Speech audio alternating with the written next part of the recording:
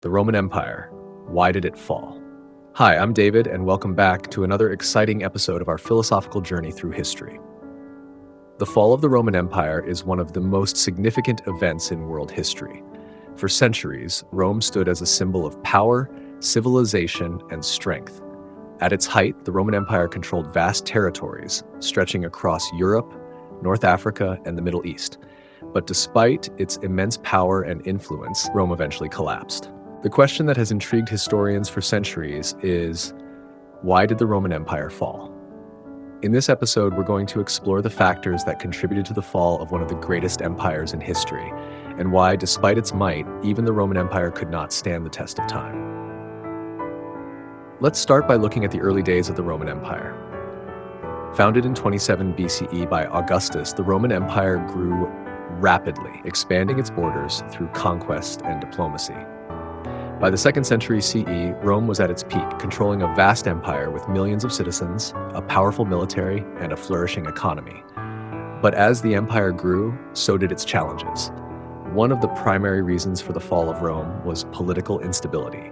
The Roman Empire was plagued by a series of ineffective and corrupt emperors, particularly during the 3rd century CE.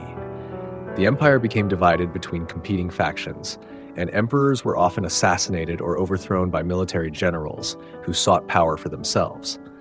This constant instability weakened the empire and made it difficult to address the many challenges it faced. In addition to political instability, Rome's economy began to decline.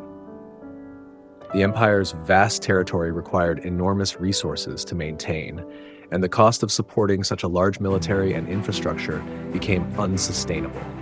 Taxes were raised to fund the empire's needs, but the burden of taxation caused widespread discontent among the population.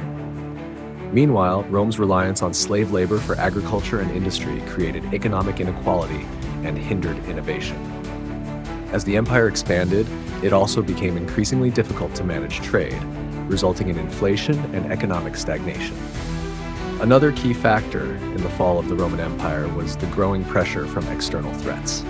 During the 4th and 5th centuries, Rome faced increasing invasions from barbarian tribes such as the Visigoths, Vandals, and Huns. These groups, driven by their own pressures and ambitions, slowly began to chip away at the empire's borders.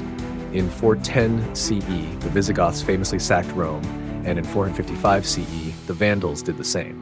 These invasions weakened the empire's defenses and further contributed to its collapse. But it wasn't just external threats that weakened Rome. The empire's military system also played a role in its decline. Over time, the Roman army became less disciplined and more reliant on mercenaries, soldiers who fought for pay rather than loyalty to the empire.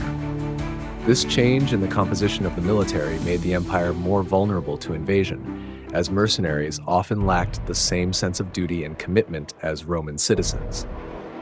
The decline of Rome also coincided with significant cultural and social changes. The rise of Christianity, in particular, had a profound impact on the Roman Empire. As Christianity spread throughout the empire, it challenged traditional Roman values and institutions. The Emperor Constantine's decision to adopt Christianity as the official religion of the empire in 313 CE marked a turning point, and over time, Christianity became more central to Roman life.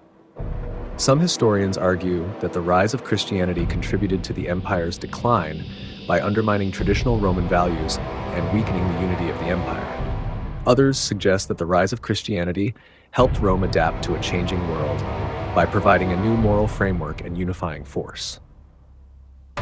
Another factor that contributed to the fall of Rome was the empire's size. The Roman Empire was vast, and managing such a large territory became increasingly difficult.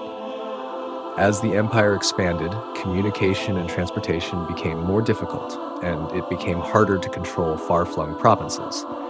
The size of the empire also made it difficult to respond to internal and external threats in a timely manner. By the 5th century, the Western Roman Empire was essentially divided into two parts: the Eastern Roman Empire, which became known as the Byzantine Empire, and the Western Roman Empire, which struggled to maintain its unity and power.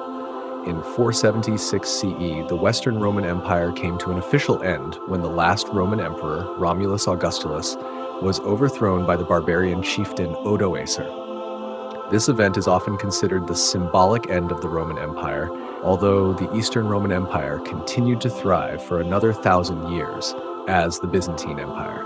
So, what lessons can we learn from the fall of the Roman Empire? The decline of Rome is a reminder that even the greatest empires are not immune to the forces of time, internal division, and external pressure. Political instability, economic decline, military weakness, and cultural shifts all played a role in the fall of the Roman Empire. Rome's downfall also highlights the importance of adaptability in the face of change. While the Roman Empire was able to maintain its power for centuries, it ultimately struggled to adjust to new challenges, both internal and external, that it could not overcome. The fall of Rome also teaches us that no empire, no matter how powerful, is invincible.